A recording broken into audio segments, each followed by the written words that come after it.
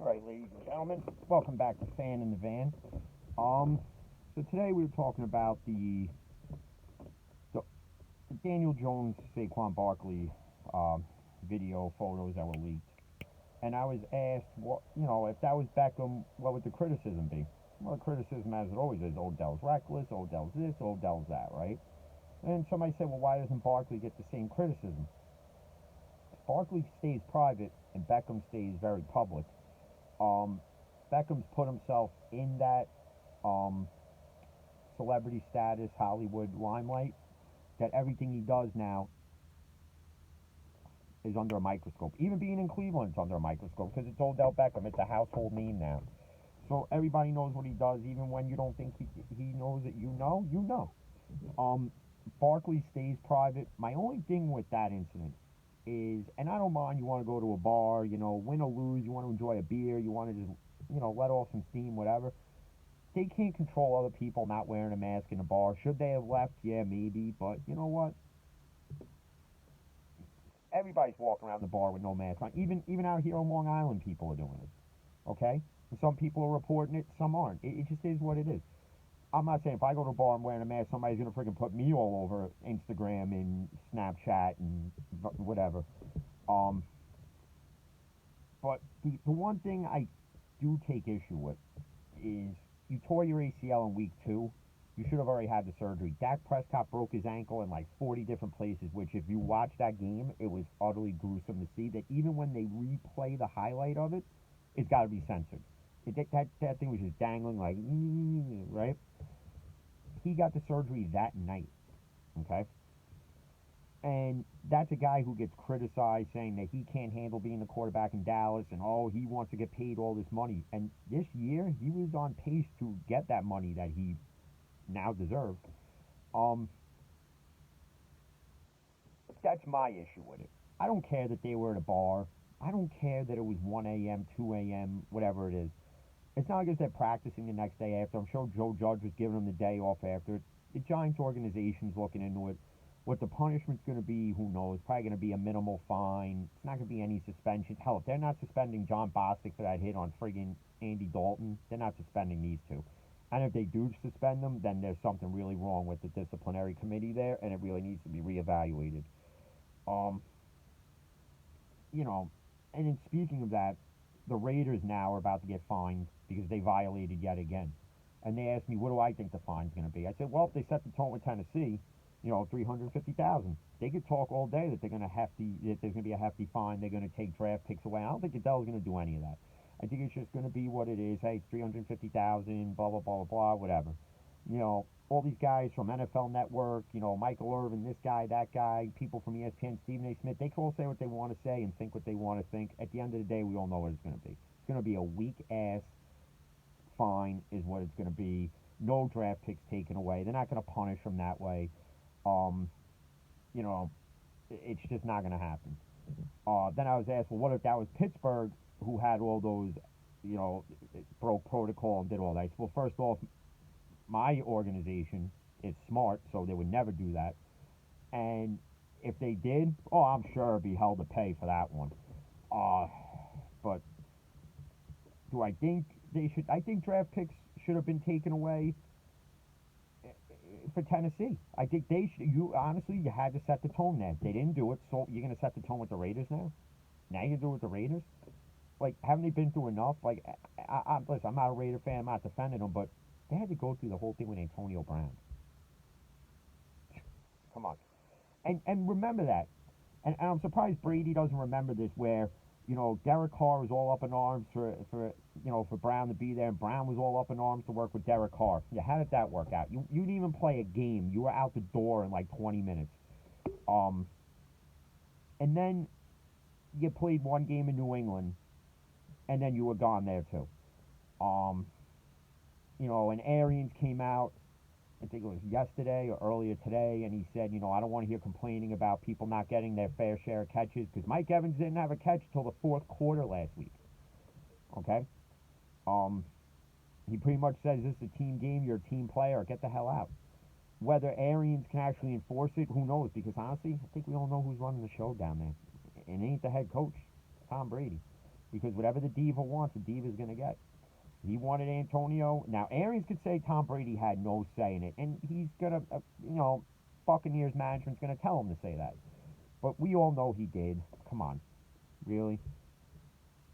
Just like mysteriously, the minute that Brady went to Tampa, all of a sudden the Gronk retirement, I'm coming out of retirement rumors started.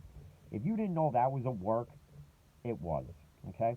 It was almost as bad as a bad wrestling storyline because he literally retired because he was going to get traded to Detroit.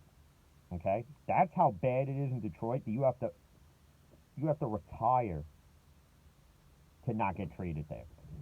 Um, which is quite comical, which shows you what's going on up there. But I know people from Detroit, and they're just yeah, they're a special kind of breed. Some of them, the ones I know, are definitely. That's only like two people, but I can't say the rest for Detroit fans. So I'm sure some of them are classy. I'm sure some aren't, but whatever. You got that everywhere. Um,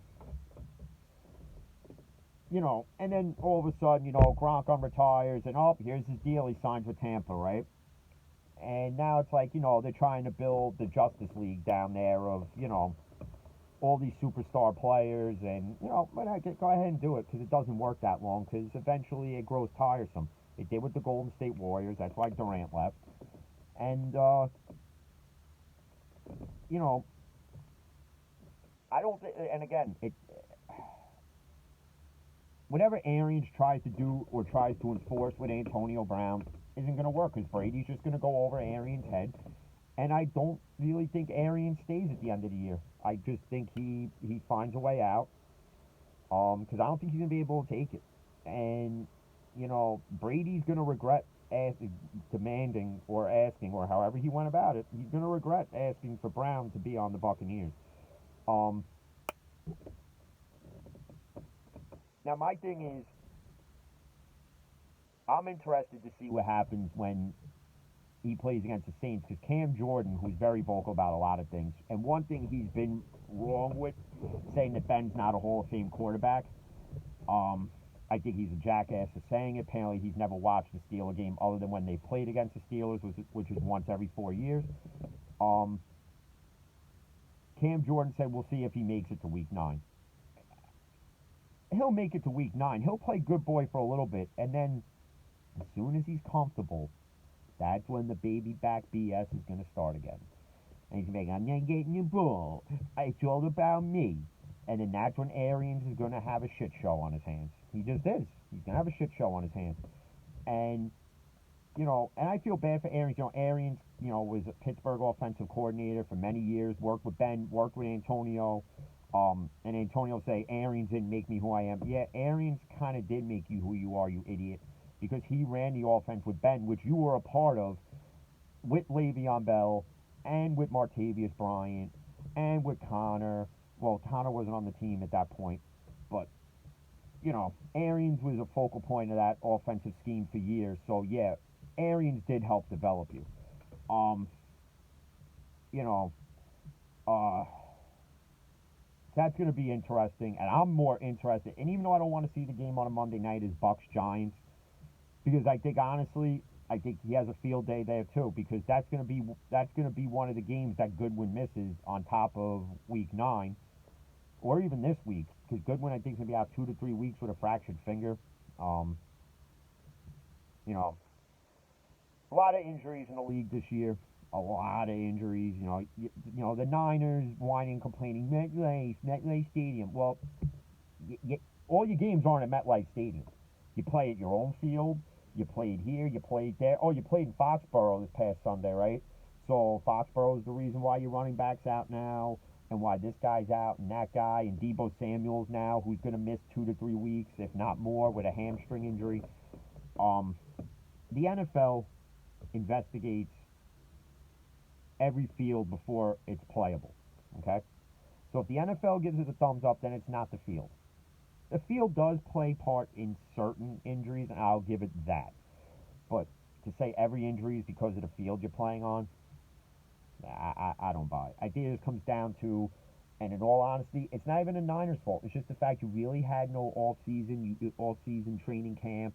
You had no OTAs. You really had nothing. Everything was virtual and on your own, and um, so that plays a part in it. So maybe the Niners should look at that. Um, and then speaking of games that should be moved in and out, for the life of me, please, again, move the Steeler Raven game. Make that the Monday night game. I'll wait till Monday to watch it. Like, I'll wait. Even though everybody's gonna say, well, Jim, 1 o'clock, you get the agita over with early on a Sunday. I'm already up at 5:45 a.m. getting ready to go to the gym, and then I bust out my workout for 3 hours. I come home, I get all my Steeler gear on. It's a whole process, okay? And then when the Steeler game starts, there is no relaxing. No Steeler game is ever relaxing other than the Cleveland game last week. Okay? None. None. None. You're literally sitting there in the fetal position. You're pacing. You're ranting and raving. You're jumping up and down. You're screaming. You're cursing. It's almost like being a pregnant woman for 3.5 hours and going through every emotion possible. That's just how you feel. You're pissed, you're happy, you're mad, you're sad, you're crying, you're laughing. It's all those emotions. And this week is no different. Especially a Ravens Steeler game. Those are always the high pressure. There's a lot on the line. Um,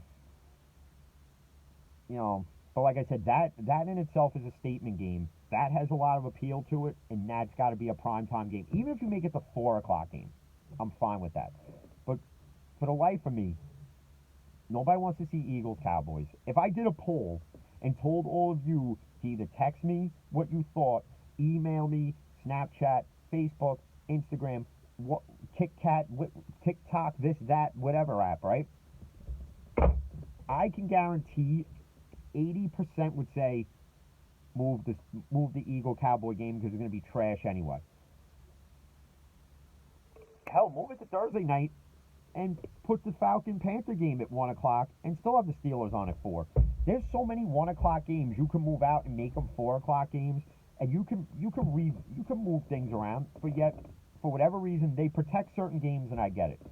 Um, but again, the Steelers have had only one primetime game this year so far. The Rams have had like 2 or 3 already. The Seahawks have had 2 or 3 already.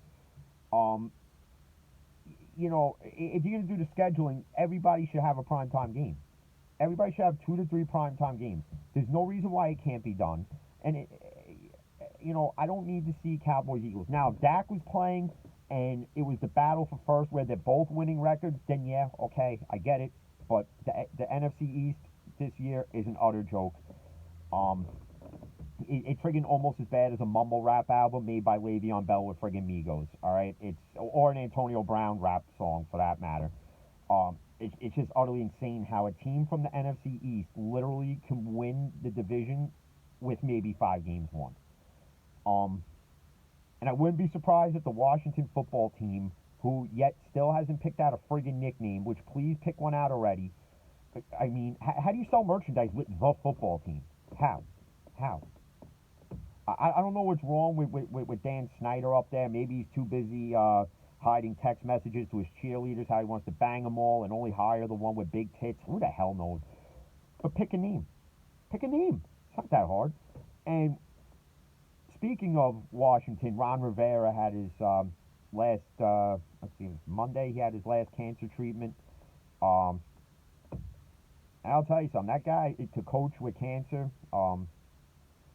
very risky, I got to say, but very, it's definitely, you can't knock the guy for that.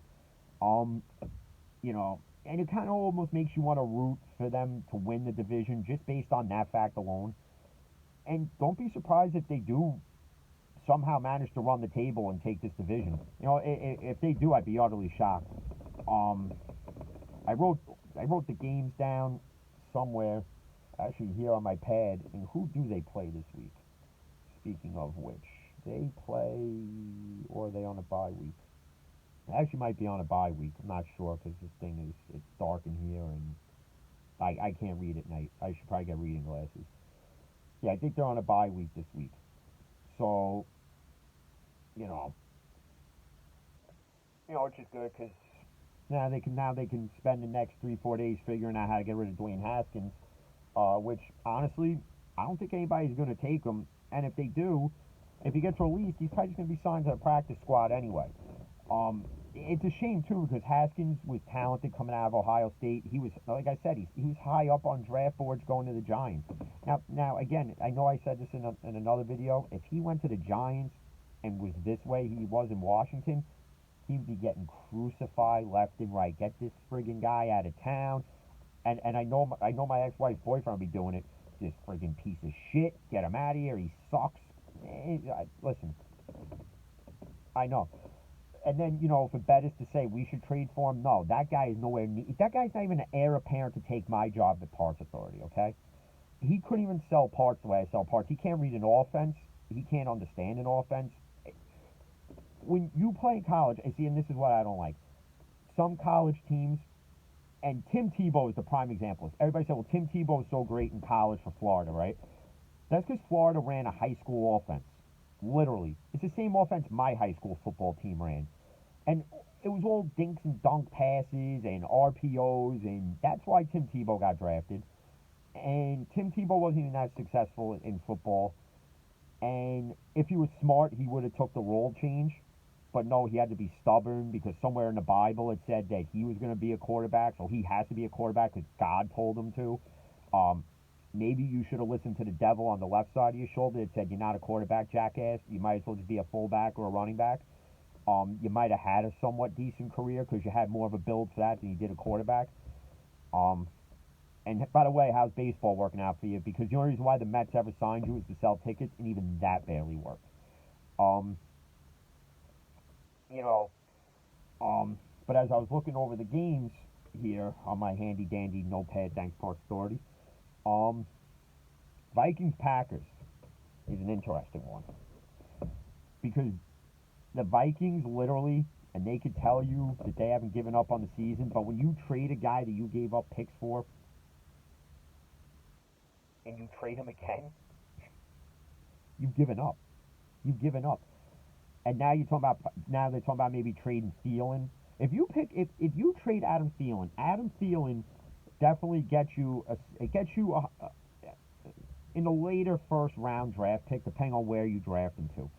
And if I'm teams like Green Bay, honestly, looking for another wide receiver because you have a couple that are dinged up, I'm calling big. Listen, we'll give you a first round draft pick for Adam Thielen, and I'm against trading within your own division, but I'm not a fan of either team. So I mean, if Minnesota does that, then so be it. Like I said, Adam Thielen went from not nobody knowing who he is to being who he is now. And he's one of the reasons why Diggs actually got traded because, and this is where Minnesota got it wrong because you literally could have had Diggs, Thielen, and Jefferson from LSU, and you would have had a triple-headed monster wide receiver where you can't double-team any of them. But Kirk Cousins, that you pay $84 million, which literally you just took $84 million, put it in a garbage bag, and friggin' launched it in a dumpster and set it on fire, wouldn't throw him the ball because he was more comfortable throwing it to Adam Thielen. Whatever.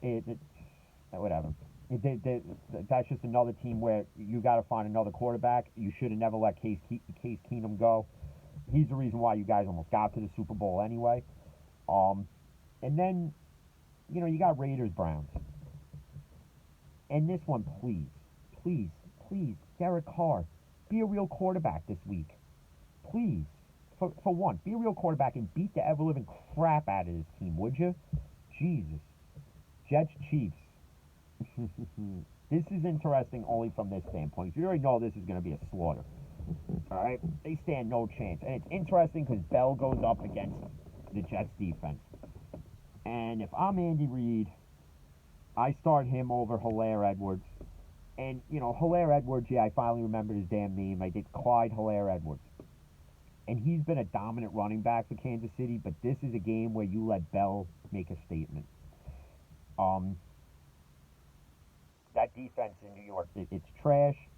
And Bell, I think you give him 20 touches, and I think Bell gets you about, if you let him, you know, if he could break off a couple, he'll give you 100. One or two touchdowns, maybe 3 receptions, 40 yards. Um, the spread I heard this morning when I was listening to Boomer and Geo, which that's getting very interesting because they brought up the whole Craig Carton thing because now he's out of jail and possibly come back to WFAN. Who is he replacing? I, for one, love Boomer and Carton. Greg Giannotti's not bad, but it's just there's not that chemistry that Boomer and Carton had. Um, so we'll wait and see what happens with that. But with the Jet Chief game, I heard the spread is at 19, and this team's actually taking the Jets because historically, no team coming in with a spread like that has really ever covered. Now Kansas City's a different beast entirely, so who really knows? They may cover it, but if I'm betting the game, I'm taking the Jets because of that fact. Because the Jets will score at least a touchdown to prevent that spread from being covered. How they'll score the touchdown, who knows? Because now I guess apparently Perriman got hurt late in the Bill game, so that'll be one less weapon that Darnold didn't have to begin with. So that's interesting from that standpoint. And I honestly see Mahomes being pulled mid third quarter because at that point it could be 31-7, and that game is pretty much easily winnable for Chad Henne at that point. That you start taking out your starters to avoid any injury, especially now it's getting later in the season, colder weather. And then there was another game, as I light my cigar I've had for 2 weeks now because this thing is an absolute lunatic.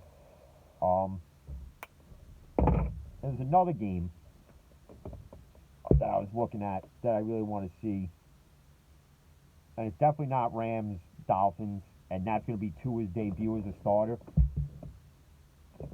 The only reason why I would probably tune into it is because I want to see, because Tua come out of college, if he didn't get hurt and get the Bo Jackson injury, I think Tua would have went sooner than 5 to the Dolphins, or 6, whatever pick the Dolphins had. It's going to be interesting to see if he actually lives up to the hype down there. And honestly, it makes you question, did you bench Fitzpatrick, who actually wasn't that bad? You're at a 500 record with Fitzpatrick playing. That I think you pulled the trigger on benching him a little soon, but we'll see, if Flores was smart in that decision. Hey, if Tua puts up 20 for 32, 230, 2 touchdowns, you take that because the Dolphins, if the Dolphins beat the Rams, I'd be very surprised. But that would be the only interesting reason why I'd want to see it. So I'll probably flip into that game here or there. And then, as I grab the pad again, Saints Bears is another one. Because I don't think you're gonna have Michael Thomas again. So you have to rely heavily on Kamara running and catching the ball because, again, who knows if Sanders plays? Who knows if Breeze even trusts throwing to him? And I think you got to start kind of leaning towards going with either Winston starting or Taysom Hill at this point. Drew Brees' arm, it looks like it ain't what it used to be. I think, honestly, this is Drew's last year. I know he stayed because he wanted one more ring, but honestly, I don't think you're getting it. I think you should just walk away at the end of the year, in my opinion. Without a doubt, all the records you broke, you're definitely going to the Hall of Fame. I mean, he's like the first quarterback to surpass 7,000 completions, which is absolutely insane. But hey, when we got to watch a pass-happy league now, of course you're going to see that stat at some point. And then you got Colts Lions. Pretty much this is just, depending on what Colt team you get, this one could be interesting, come down to the wire. Or it could be an absolute blowout by either side. Or it could just be a shit show on both ends, nobody can score, but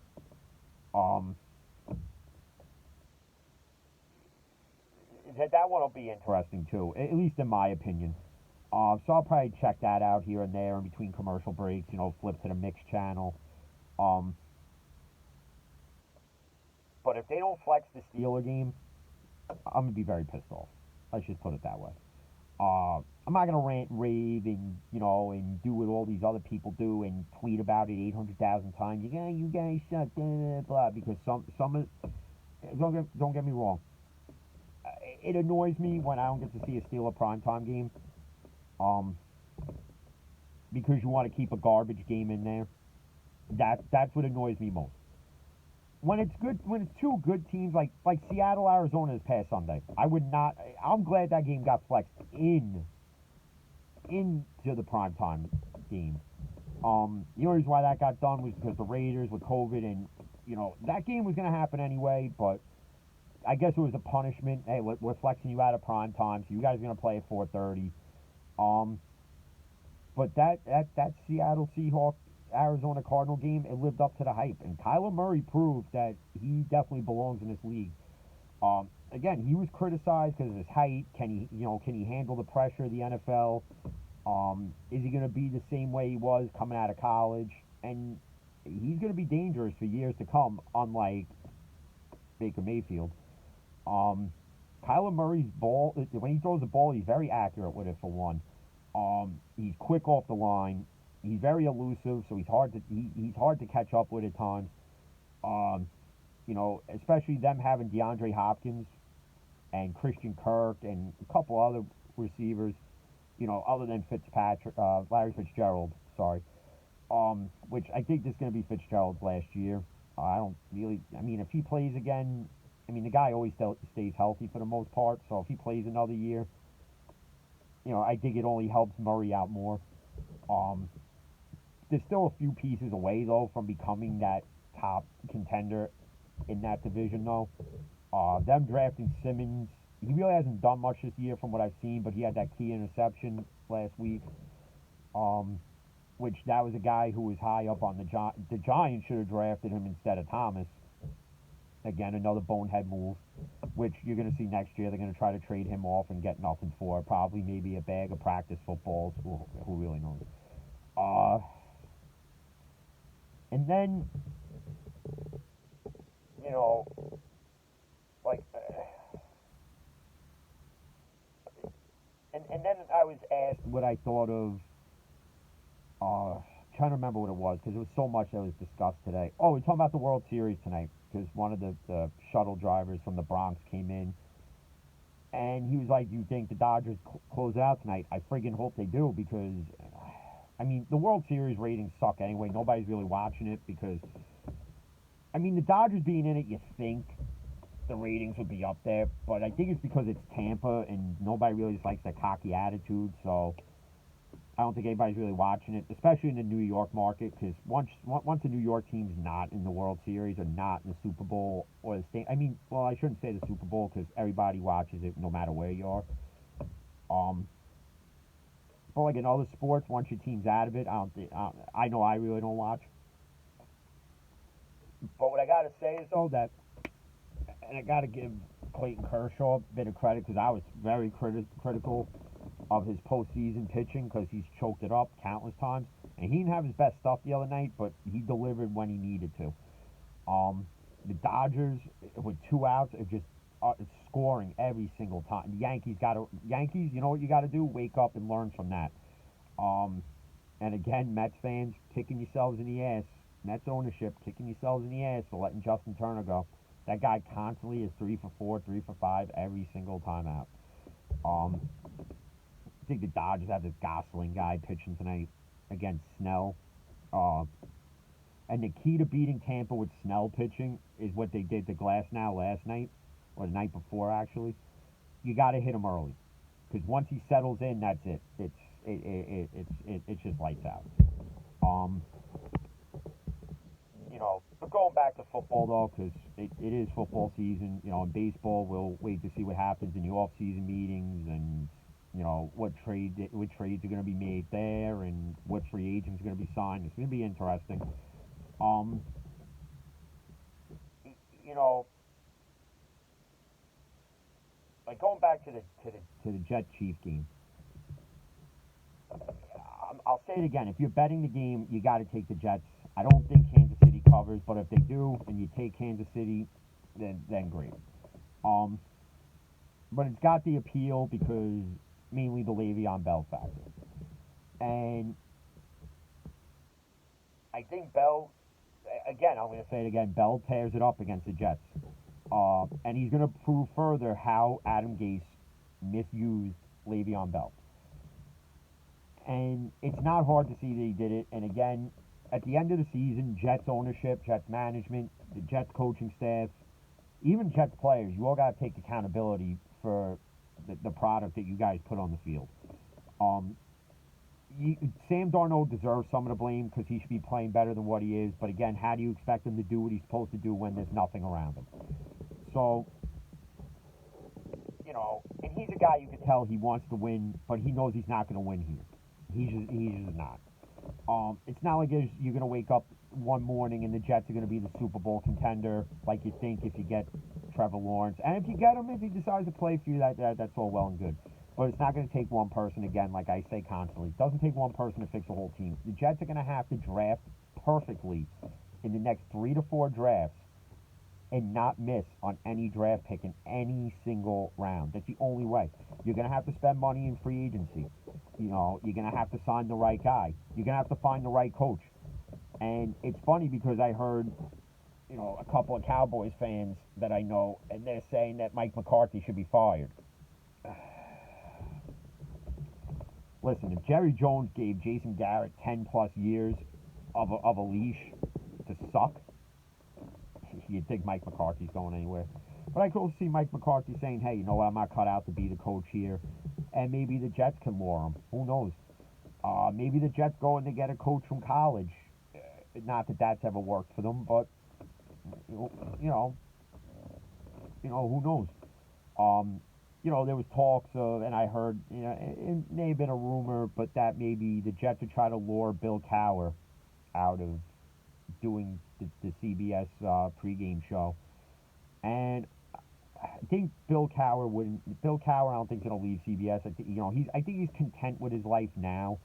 Boomer Esiason even said it. And the Jet coaching position wouldn't be the perfect one for him.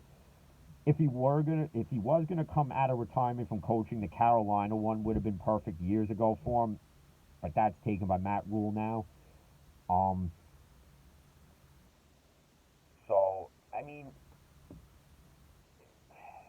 there really is no perfect coaching spot for Cowher to go, honestly. And I think his legacy has already been cemented. And he's going in the hall with Troy and Donnie Shell, and just leave it at that. Just stick to doing what you do now. And it was funny because somebody asked me, if I was a Jets fan, would I want to see maybe Tony Romo be the head coach? I wouldn't knock the idea, to be honest with you. Tony Romo, if you listen to Tony Romo call a game, he's a smart guy. He knows the play before it's going to happen. He knows what you should do before you even do it. I say why not? But would Tony Romo really do it, knowing he's getting paid all that money from CBS? I mean, if the Jets are going to pay him that, then yeah, why not? But I don't know if the Jets will ever find the right coach. I don't know. I think with that ownership, I get Joe Douglas is trying, and again, you could blame it on you inherited all this, but you got to adapt and overcome. That's just the way of life. And Adam Gase, he's going to use that as the excuse when he gets fired. Well, I inherited this, and I inherited that, and I didn't misuse anybody, and you did. You're not an offensive guru. You're just not. So you got to stop with that. And honestly, I don't even watch any of his press conferences because it's just utterly ridiculous at the things that come out of this man's mouth, how he won't take... You got to take accountability. That's just it. You're a man. Whether you're a coach of a football team and you fail at that, or you fail at a marriage, or you fail at being a father, or you fail at being a good family member, whatever it is, you got to take accountability for that.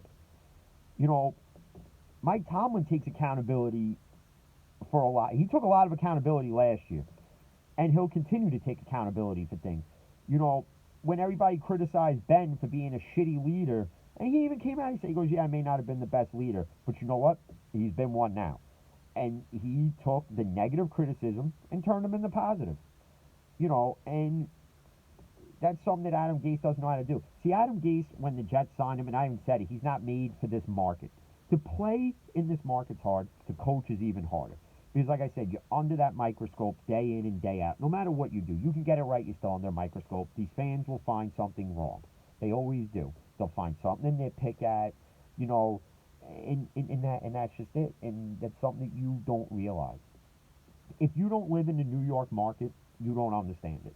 Unless you live in the Philly market, then yeah, because they're some of the rudest, roughest criticizers but besides me even.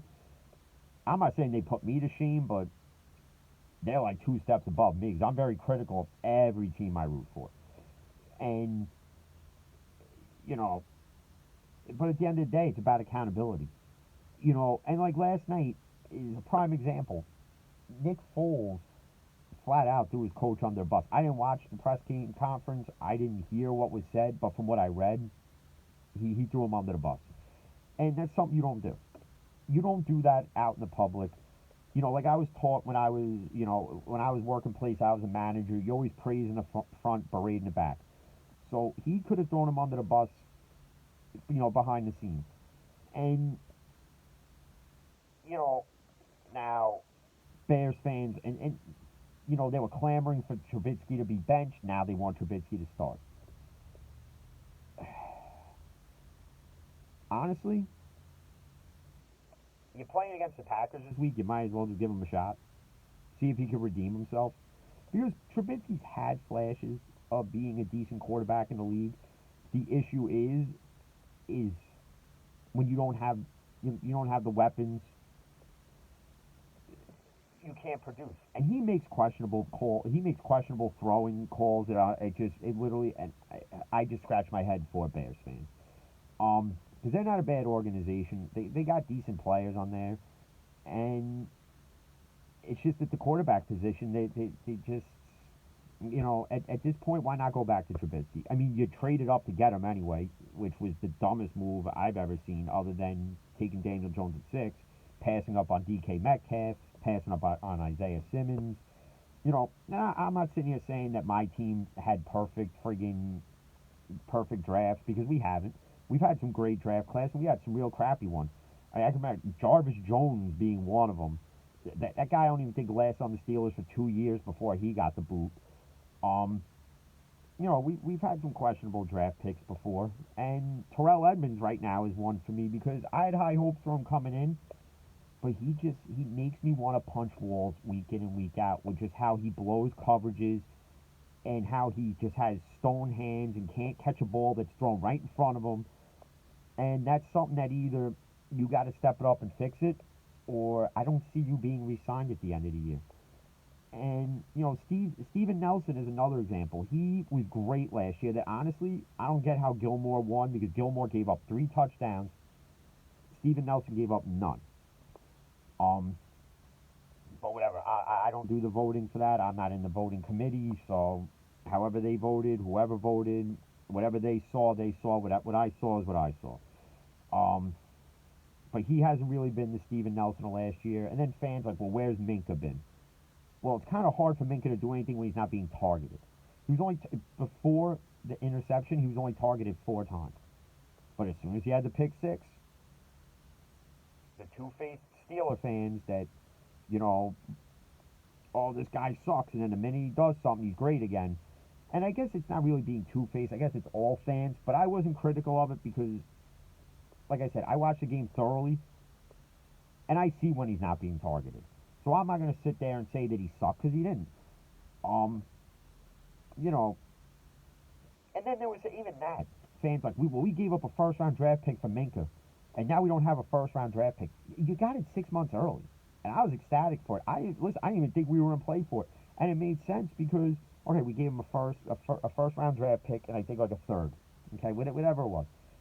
And you financially control him for 3 years. You're paying him like 1.25 for the next each year for the next 3 years, and that made all the sense in the world. And he wanted out anyway.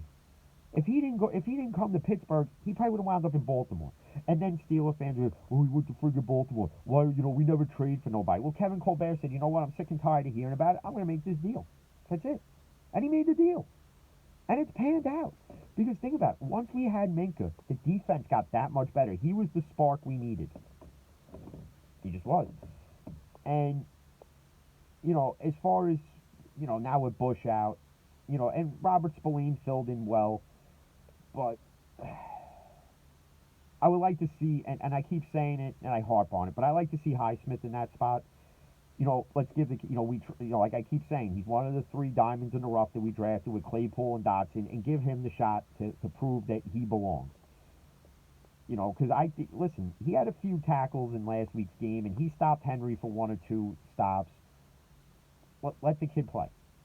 What's he doing on special teams? He's doing absolutely nothing. You're going to risk his career on special teams. If you're going to risk his career, put him on the friggin' defensive line like he was in college, okay? Just please, Keith Butler, do that, would you?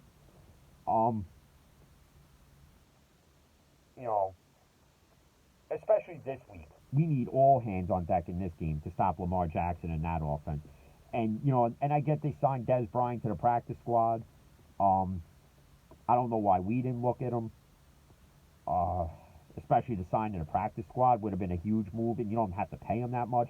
I mean, look at even the deal that Antonio Brown got. The Buccaneers got it as steal. They're paying him like I forget what it is base, and then a lot of it's incentive base. Like if they get to the Super Bowl, he gets this. If he gets this, he gets this. It's like a Cam Newton deal, which is very heavily incentive based, and even Le'Veon's is incentive based too. Why we didn't do it, I don't know. But now he's on the Ravens practice squad. Who knows? He might even suit up this week for the Ravens. Who knows? It's only Tuesday. They may say, hey, we saw him in their practice squad today. We're putting him on the active roster tomorrow. Who knows? And if you get the Dez Bryant he was before he got hurt, that's a problem. Because Dez Bryant, still to this day, yeah, he caught it. Just like Jesse James caught it. Which, if you all remember that game, the officiating definitely was on New England's side in that one. Because it's funny how that wasn't a catch, but in the Super Bowl that same year, it's a catch. But, again, still Jesse James caught it. Dez caught it.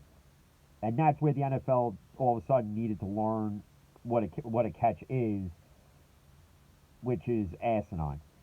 But if Dez Bryant is active this week on the active roster for the Ravens, that's just another offensive weapon that you have to contain. And that's where Nelson's going to have to step up. Hayden has been playing lights out for most of the season. Edmonds, you either got to step it up or get the fuck out. I'm sorry. The defensive line has got to be what it's been. You got to hound Lamar all day long. Ben's got to throw literally a perfect game of no turnovers. We can't turn the ball over, and we know this is going to be a flag-happy game. We already know it. These officials are already practicing their flag-throwing techniques. Literally in their backyards, they're throwing it. Which is, just let them play at times. I get you got to throw flags on certain things, but there's just somewhere that's so ticky-tack, and it's just like, it could have went either way, that you could have called it on both teams. Just leave it be.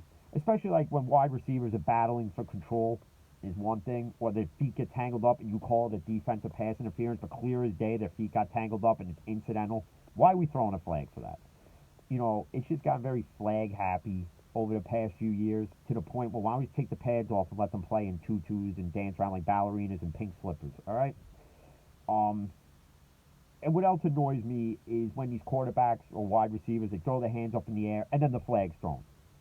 For the littlest thing, it's beyond me. And I'm like, are you serious with this call right now? And you've seen it with Brady for years, where it's like, oh, he breathed on me, where's the flag? All of a sudden, it's a 15-yard roughing the passer penalty. Like, come on. You're a quarterback. You don't expect to get hit? It's utterly insane.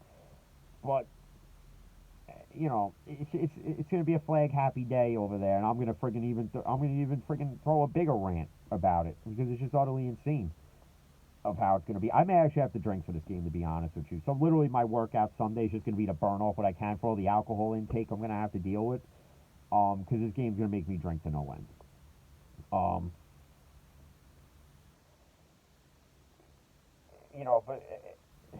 again, it's going to be no Steeler Raven game, like I said earlier, is ever a relaxing game. Literally, I remember, and my ex-wife can tell you when we were together, AFC Championship game, I literally put myself in the ER because of all the straining I did. I literally strained cords in that region. I even did it with the Super Bowl too. I wound up having to go to the ER and get a friggin' sonogram done. Uh, that is the pain of a Steeler fan. That's the pain I put myself through. Um, and speaking of that year that we won the Super Bowl against the Cardinals, um, still to this day, I'm still mad at you, James Harrison, because you screwed me out of a big payday at halftime. But hey, I still won for the third quarter, so I walked away with something. But Harrison, you still annoy me about it. But if you think about it, if he doesn't intercept that ball, I don't think we win that Super Bowl. Um, and by the way, Santonio still had 2 feet in. I don't care what you haters say. Still had 2 feet in. Watch it. Pause it. Take a picture of it. I don't give a damn. He still caught it. Um, but it's gonna be an interesting football Sunday, and that's a damn sure. Um, with that being said, everybody enjoy the rest of your night. Try to do another video tomorrow, assuming I don't go to the gym. If not, you'll probably see another video, talk about some more stuff. Like I said, you want to hit me up with any questions, feel free. I'm on Facebook, Jim Plotner. Forget my Instagram name, I don't even know what the hell it is. I'll put that in the next one. Or I'll just put where you could question me about anything in the description part when I decide to post this in a few minutes when I go back in and charge this POS phone I'm on. Till then, be safe, mask up, peace.